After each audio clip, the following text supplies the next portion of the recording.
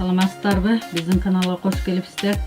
Бүгүн биз сиздерге салат по-китайски салатын көрсөтүп беребиз. Бизге 150 грамм колбаса, 150 грамм сыр, 150 грамм тоок эти, 2 жумуртка, 100 грамм горох майонез, туз керек болот.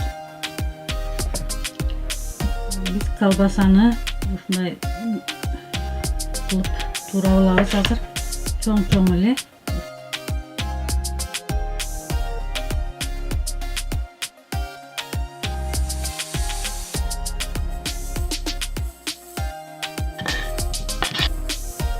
Сырды да ошондой кылып, колбасадай кылып чоң кылып эле туурап алабыз.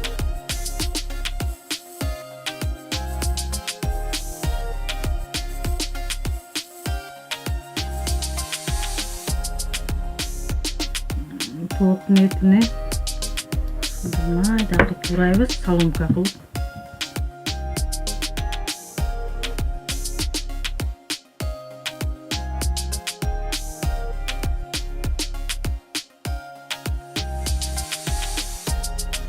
Tavuk etini ушундай узунча qilib турап алып, мында салабыз.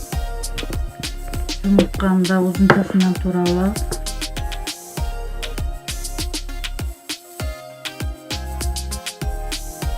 Жумуртканы да турап алдык, муну да кошобуз.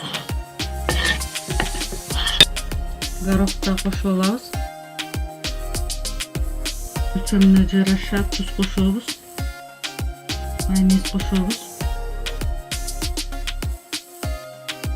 Баарын аралаштырабыз.